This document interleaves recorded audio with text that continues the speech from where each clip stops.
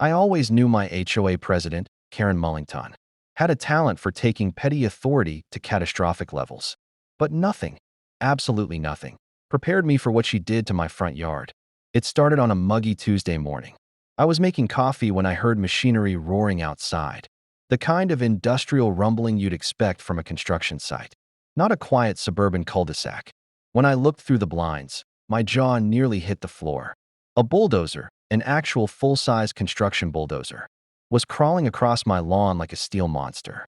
Grass flew, soil churned. My decorative stone path, hand-laid and expensive, disappeared under the blade. And standing in front of it all, with a neon clipboard and that infamous condescending squint, was Karen. I stormed outside. "Karen, what the hell are you doing?" She didn't flinch, didn't blink. She just tilted her sunglasses down her nose and said, "John, please step back. The HOA has approved a community access road, and your lawn is in the way." I was stunned. A road? Through my yard? No meetings. No notices. No votes. What are you talking about? She kept scribbling on her clipboard like she was conducting NASA-level mission control. "The board voted last night," she said. "We needed an emergency through road to reduce neighborhood traffic. And since you never attend HOA meetings, the decision was made without your input." I attend every meeting. She just doesn't see me because I don't agree with her. The bulldozer kept chewing forward, ripping up my irrigation lines. Water sprayed everywhere. My sprinkler system, $8,000, installed, was being destroyed inch by inch. "Karen, stop this right now," I shouted. She pointed a manicured finger at me. "If you interfere with HOA operations, I'll cite you for harassment. And for safety reasons, you must stay at least 15 feet away from heavy machinery." That was it. I pulled out my phone and began recording everything, from the shredded grass to the destroyed landscaping to her smug face. She immediately tried to block the camera with the clipboard. "You can't record me without permission," she screeched. "Yes, I can. You're destroying my property." By the time the bulldozer finished, my front yard looked like a war zone. Nothing but dirt, broken pipes, tire tracks, and devastation. Karen walked the imaginary road proudly, as if admiring her masterpiece. "You'll receive an invoice," she added casually. "Homeowners benefiting from community improvements must share costs. An invoice for destroying my home." That night, I sat with my lawyer. After reviewing the footage and documents, he leaned back in his chair, eyebrows raised. "Well, John," he said, "your HOA president just opened herself, and the HOA too. A $1.5 million lawsuit." I didn't sleep, not because I was worried, but because I was ready. The morning after the destruction, my doorbell rang at 6:45 a.m. I opened it expecting Karen, but instead found two men in suits standing on my porch. They introduced themselves as investigators from the county zoning office. "We received a complaint regarding unauthorized land alteration," one said. "Are you the homeowner?" Unauthorized. That word filled me with satisfaction. I walked them outside and showed them the carnage. The investigators looked stunned as they examined the ripped-up irrigation lines, broken water main caps, and the bulldozer tracks that carved deep into the soil like scars. "Who ordered this?" the taller one asked. I didn't say a word, just pointed across the street, where Karen was watering her roses like nothing had happened. They walked over to her, badges out. I followed at a distance. Karen immediately puffed up her chest and tried to assert dominance. "This is HOA business," she said. "You have no jurisdiction here." The investigator calmly replied, "Ma'am, a private organization cannot modify county-zoned residential land without proper permits. And according to our records, no permit was filed." Karen froze. "No permit," she repeated slowly, like the concept was foreign to her. The investigator continued, "And construction equipment was operated on private property without the owner's consent. That's trespassing and property damage." Karen's face turned the exact shade of her roses. She tried to recover. "Well, the HOA approved it, so that makes it legal." "No," the investigator said, "it doesn't." I swear, I saw something crack inside her.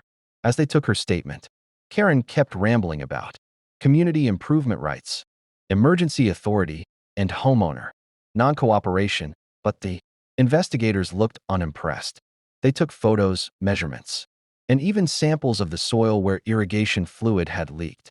Before leaving, one investigator pulled me aside. "Mr. Thompson, this is bad. Very bad.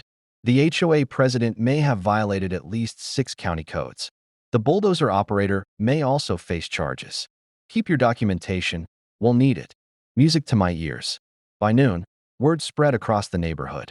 People gathered in small gossip clusters. Some were furious at the destruction. Others secretly delighted to see Karen finally cornered. At 3 p.m., an emergency HOA meeting was announced. Karen called it herself. I attended. The room buzzed with tension. Karen stood at the front, trying to maintain authority, but the crack in her confidence was obvious. Her hands trembled as she clutched her clipboard. "We are facing misunderstandings brought on by misinformation," she began. Someone shouted, "You bulldozed a man's yard." Another. The room exploded with outrage. That's when I stood up. I placed a folder on the table, my lawyer's preliminary case report. "Karen," I said, "this decisive action is about to cost the HOA $1.5 million. Her face drained of color. Karen tried to maintain her composure. But the moment I placed that legal folder on the HOA table, her confidence shattered like cheap glass. Her hand, usually glued to her clipboard in a show of dominance, slowly lowered as reality sank in. For the first time since I'd moved into this neighborhood, she looked scared. "This is outrageous," she stammered. "You can't sue the HOA for a decision made in good faith." My lawyer, seated beside me, spoke calmly. "Good faith doesn't include trespassing, property destruction, misuse of heavy machinery, and bypassing county zoning laws. Your actions weren't only reckless, they were illegal." The room went silent. Even Karen's loyal followers, the ones who usually applauded her every word, stared wide-eyed. A few even scooted their chairs away from her like she was contagious. Karen tried to save face. The road was necessary. Traffic is increasing.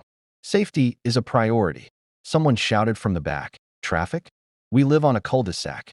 Another homeowner chimed in. "Karen, this wasn't safety. This was you trying to prove you could do whatever you want." The tension built like a pressure cooker. For once, everyone's frustration, built up from years of Karen's power trips, boiled over. My lawyer slid a thick packet toward her. "These are the estimated costs: lawn restoration, irrigation reconstruction, stone walkway replacement, property devaluation, emotional distress, legal fees, and punitive damages. Total estimated liability, $1.5 million. Karen's knees buckled. She dropped into her chair. Then came the knock on the door. 2 county officers stepped inside, followed by the same zoning investigators from earlier. The entire room turned into a whispering storm. "Karen Mullington?" one officer said.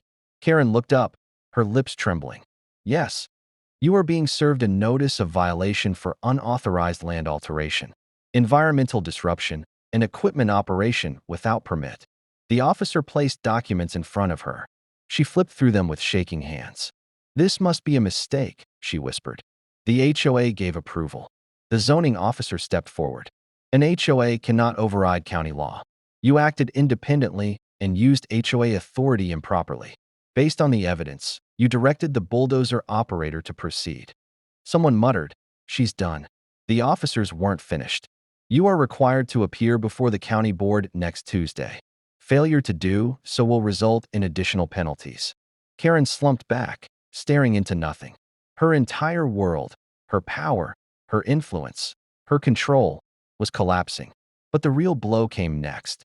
One of the HOA board members stood and said, "We motion to remove Karen as HOA president effective immediately." The entire room raised their hands. Unanimous. Karen didn't even try to fight it. She simply whispered, "You'll regret this." But the truth was clear. Her downfall had only just begun. The days following Karen's removal felt strangely peaceful. Neighbors walked with a lighter step. Conversations sounded friendlier. And even the birds seemed to sing louder now that Karen's reign of terror was over. But for me, the real work was just beginning. My lawyer and I gathered every record we could: videos, witness statements, permit histories, HOA bylaw violations, financial inconsistencies, and even emails Karen had sent without board approval. It was a mountain of evidence, and every page painted a clearer picture. This wasn't an honest mistake. It was abuse of power on a grand scale. The county hearing came first. Karen showed up looking nothing like the iron-fisted dictator we all knew. Gone were the sunglasses, the clipboard, and the towering confidence. She looked small, fragile, cornered. The zoning board laid out the violations one by one: illegal land alteration, damage to municipal water lines, unauthorized environmental disruption, equipment operation without permit, and trespassing on private property. Karen kept trying to interrupt, but each time she opened her mouth, her attorney gently pulled her back. When it was my turn to speak, I didn't sugarcoat anything. I wasn't consulted. I wasn't notified. My property was destroyed without permission. And then Karen attempted to bill me for it. That last line caused a ripple of shock across the room. By the end of the hearing, the zoning board issued fines totaling more than $175,000, all directed at Karen personally. But the real storm hit when the civil lawsuit began. My lawyer filed the $1.5 million claim against both the HOA and Karen. Individually, the HOA board panicked. Half of them didn't even know Karen had ordered the bulldozer. The HOA's insurance refused to cover the damages, stating the act was intentional and unauthorized. Desperate, the HOA held an emergency community vote. Should the HOA dissolve entirely? To everyone's surprise, including mine, the neighborhood voted yes. Within weeks, the HOA legally disbanded. Karen's actions had been so catastrophic that homeowners felt safer, without any governing body at all. Karen, meanwhile, was drowning in legal battles. She tried blaming the bulldozer operator, then claimed I had provoked her into making the decision, then argued that the road was part of a secret community development plan. None of it worked. The final blow came when the judge reviewed the footage of Karen, smirking as the bulldozer tore through my yard. He looked up at her and said simply, "Ms. Mullington, this is the most blatant misuse of HOA authority I have ever seen. Judgment in my favor. Full restitution. HOA liability. Personal damages." Karen's eyes filled with tears as the verdict was read. My front yard is fully restored now, better than ever. But more importantly, the neighborhood is finally free. And Karen? She moved away quietly, her clipboard nowhere in sight.